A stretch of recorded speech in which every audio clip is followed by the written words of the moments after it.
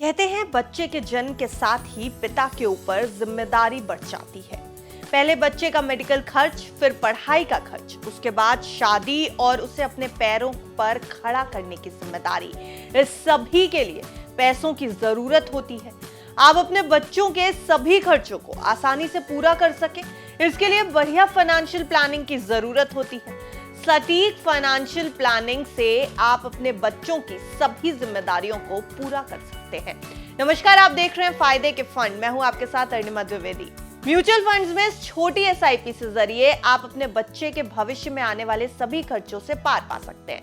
इसके लिए आप अपने बच्चे के जन्म के साथ ही एसआईपी शुरू कर सकते हैं।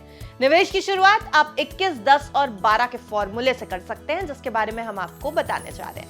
21, 10, 12 का मतलब है 21 साल की अवधि, 10 से मतलब है 10,000 रुपए की एसआईपी और 12% का रिटर्न।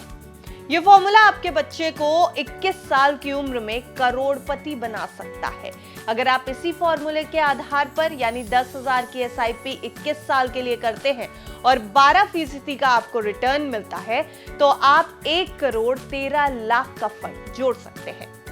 इसमें आप 25,20,000 का निवेश करेंगे और 88,66,000 का फायदा आपको होगा।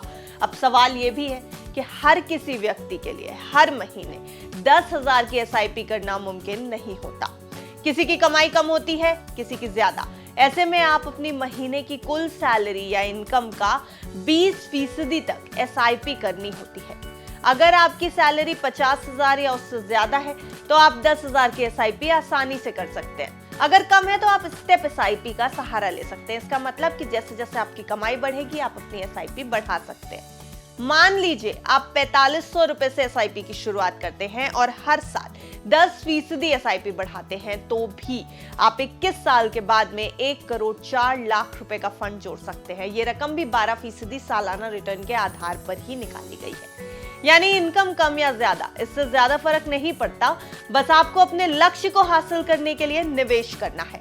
अगर ये मंशा रहेगी जो आप अपने फाइनेंशियल लक्ष्य को हासिल कर सकते हैं। एसआईपी में आपको घटाने बढ़ाने की सुविधा होती है, तो आप अपनी कमाई के हिसाब से एसआईपी कम या ज्यादा कर सकते हैं।